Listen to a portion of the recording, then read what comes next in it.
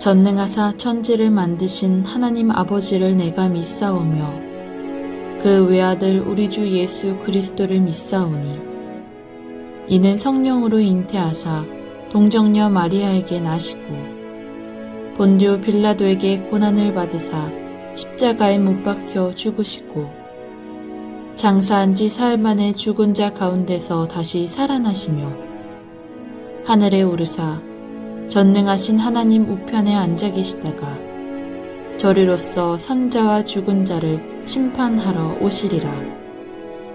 성령을 믿사오며 거룩한 공회와 성도가 서로 교통하는 것과 죄를 사하여 주시는 것과 몸이 다시 사는 것과 영원히 사는 것을 믿사옵나이다. 아멘.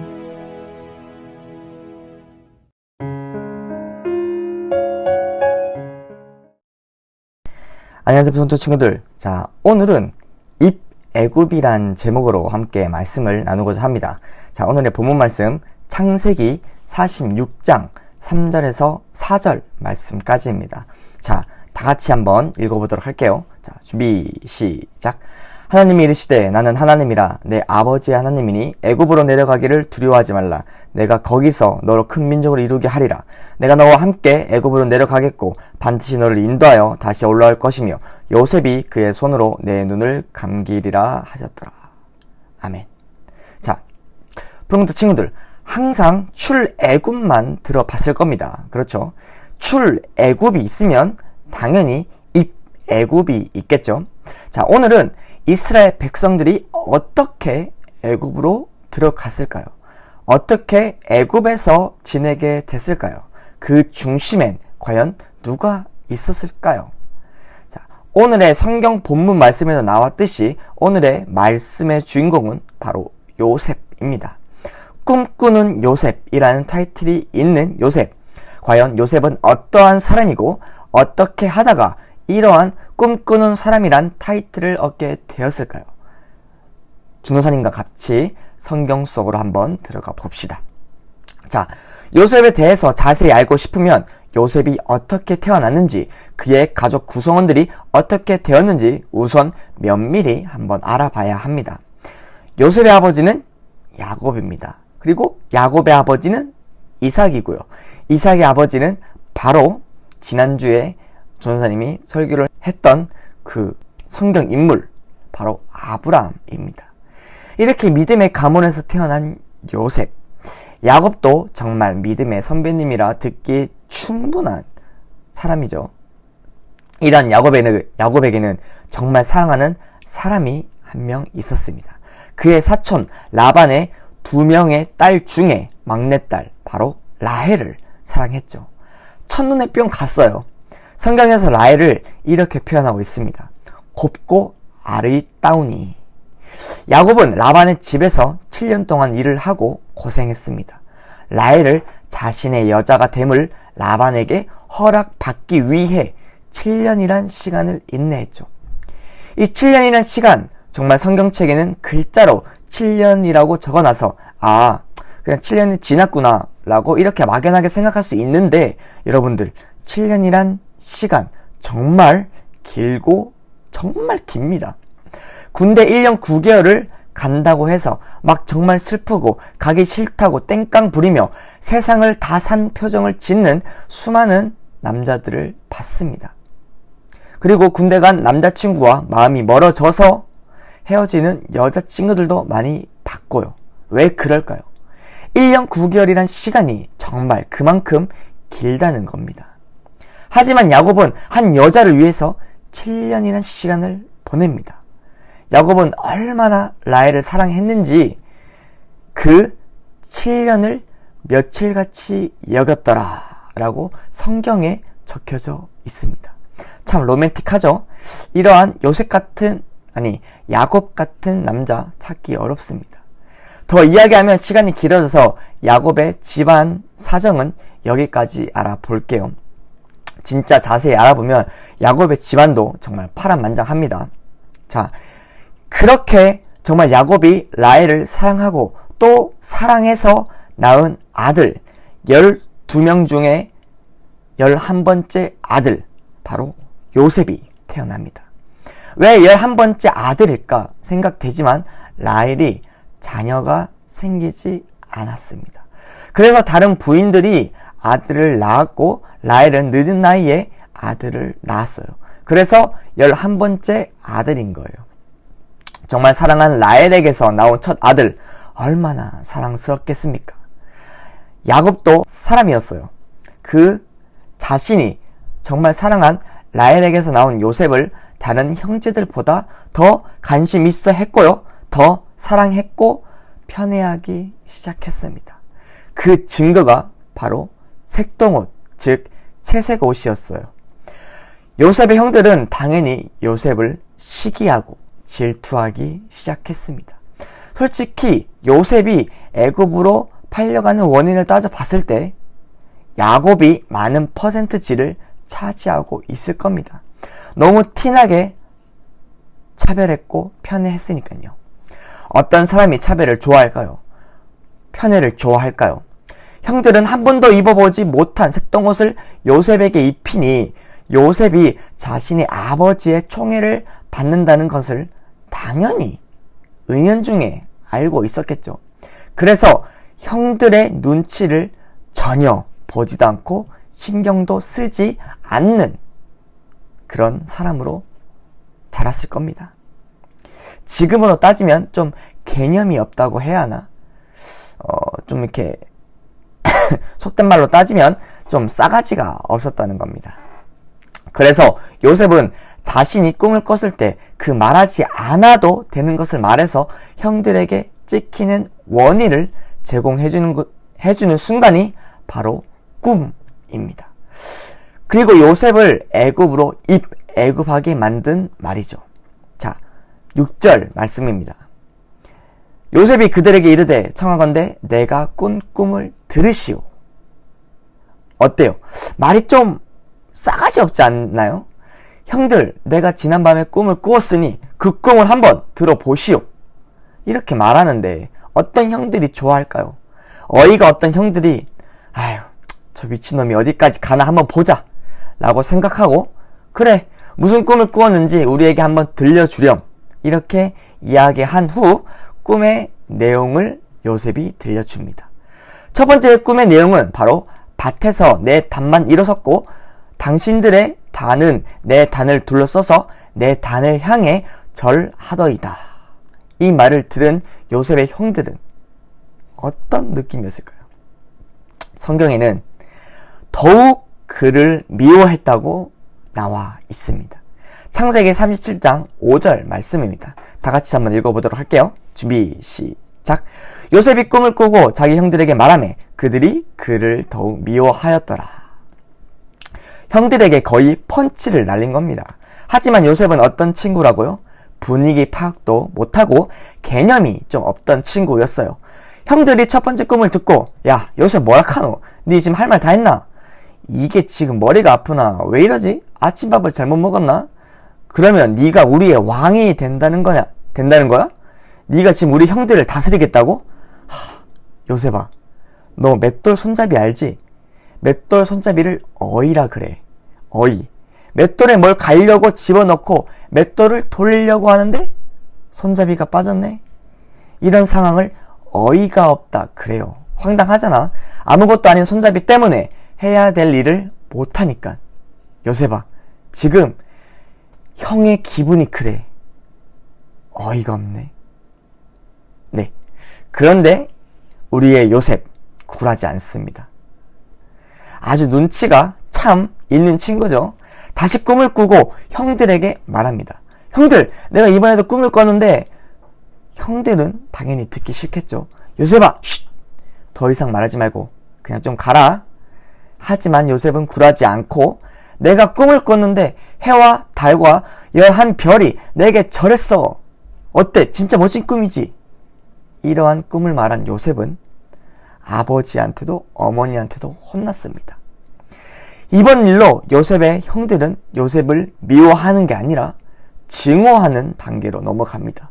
저 같아도 이러한 동생을 좋아할 수 있을까요? 또 며칠 뒤 야곱이 형들이 양을 잘 치고 있는지 아닌지 요셉에게 한번 보고 오라고 시킵니다. 진짜 애굽으로 팔려가게 하는 원인은 다 야곱한테 있는 것 같습니다. 형들은 땀 뻘뻘 흘리면서 힘들게 양을 치고 있는데 요셉은 집에 편하게 있다가 열심히 일하고 있는 형들을 감시하러 갔는 거죠. 형들은 도단이란 곳에서 일하고 있었습니다. 형들은 요셉이 오는 것을 보고 죽이기를 꾀했습니다. 얘들아, 꿈꾸는 자가 온다. He's coming. 자, 요셉을 죽이고 구덩이에 넣고 악한 짐승이 잡아먹었다고 하자. 그리고 그 잘난 꿈이 어떻게 되는지 한번 보자. 대다수의 형들이 요셉을 죽이려고 했지만 참, 이 부분에서 형들이 얼마나 요셉을 싫어했을까요? 얼마나 증오했길래 자기의 동생을 죽이기까지 생각했을까요? 하지만 장난임이 르우벤이 그래도 요셉은 우리의 형제다. 형제의 피를 볼 수 없으니 그냥 우물에 넣자. 손으로 직접 죽이지만 아는 거지 거의 간접 살인이나 마찬가지죠. 그래서 다른 형제들도 그 말에 동의했는지 요셉을 구덩이에 넣고 채색 옷을 뺏고 마른 우물에 넣었습니다. 르우벤한 형이 마음이 그래도 다른 형보다 착했는지 나중에 몰래 꺼내줄 생각이었지만 르우벤이 양들을 살펴보러 자리를 뜬 사이 다른 형제들이 애굽으로 가는 미디안 상인들을 보고 넷째 형 유다가 야, 그래도 죽이는 게 뭐가 유익하겠니? 그래도 우리 동생이다. 그냥 팔자. 아주 형제들의 우애가 넘쳐나는 형제들이네요. 그래서 미디안 상인들에게 요셉을 팔고 미디안 사람들이 애굽에서 바로의 신하 취니 대장 보디발에게 팔았습니다. 창세기 37장 36절 말씀입니다. 다 같이 읽어보도록 할게요. 준비 시작.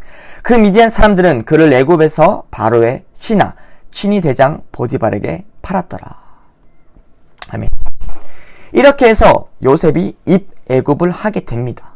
어떤가요?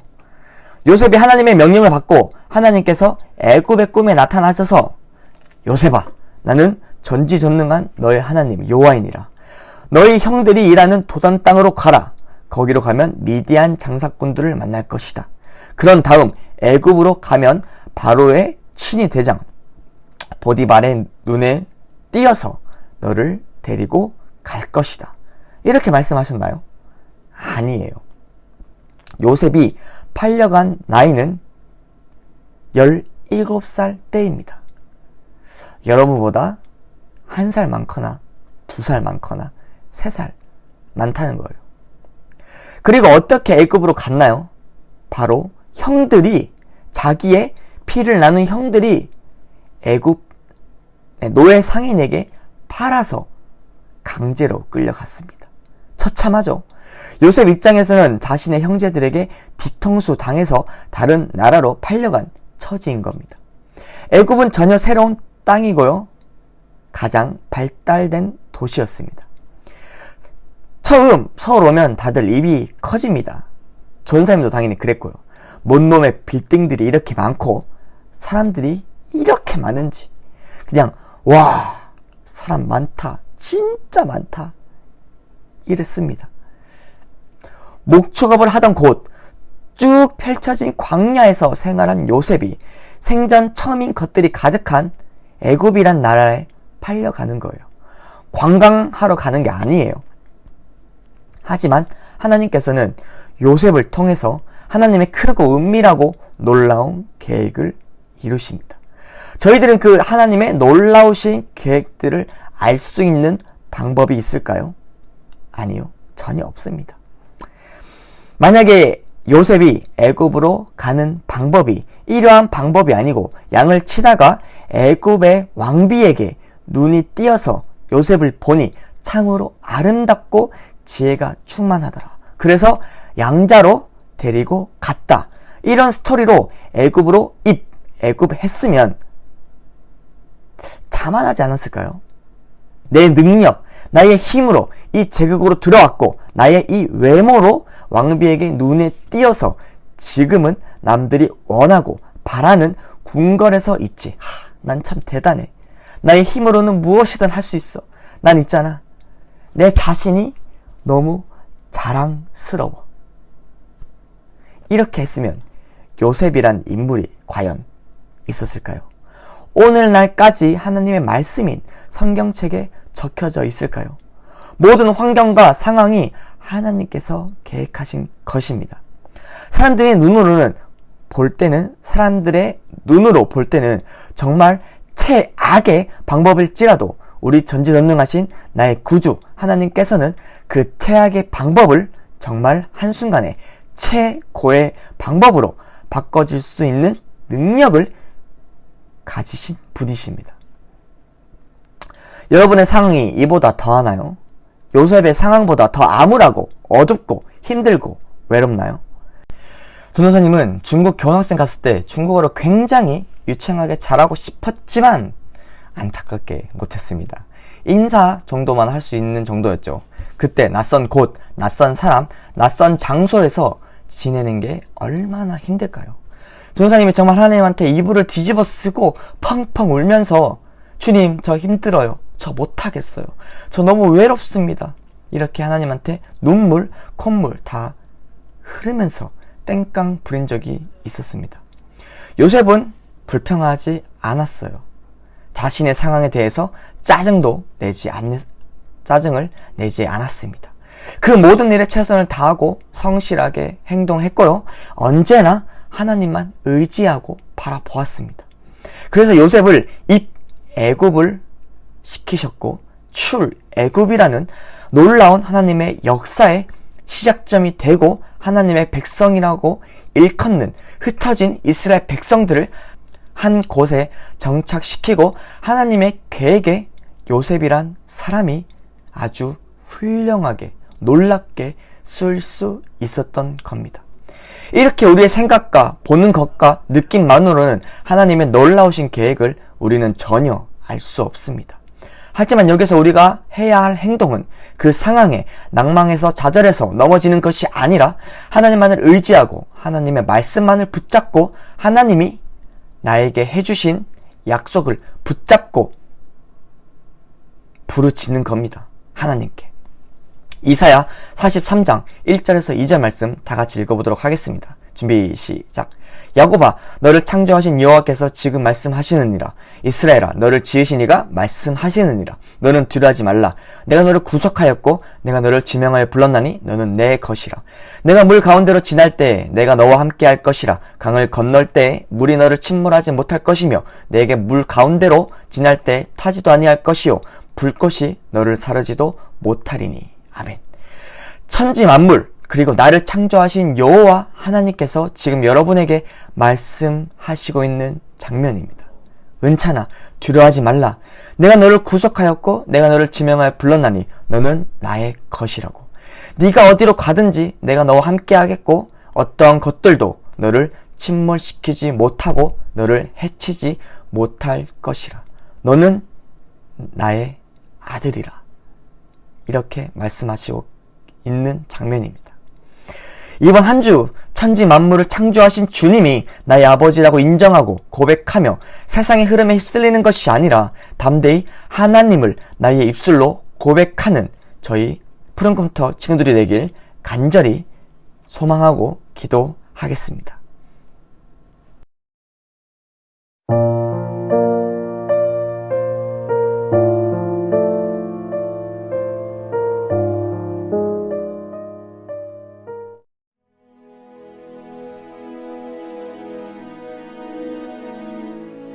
하늘에 계신 우리 아버지여, 이름이 거룩히 여김을 받으시오며 나라가 임하시오며 뜻이 하늘에서 이루어진 것 같이 땅에서도 이루어지이다. 오늘 우리에게 일용할 양식을 주시옵고 우리가 우리에게 죄 지은 자를 사하여 준 것 같이 우리 죄를 사하여 주시옵고 우리를 시험에 들게 하지 마시옵고 다만 악에서 구하시옵소서. 나라와 권세와 영광이 아버지께 영원히 있사옵나이다. 아멘.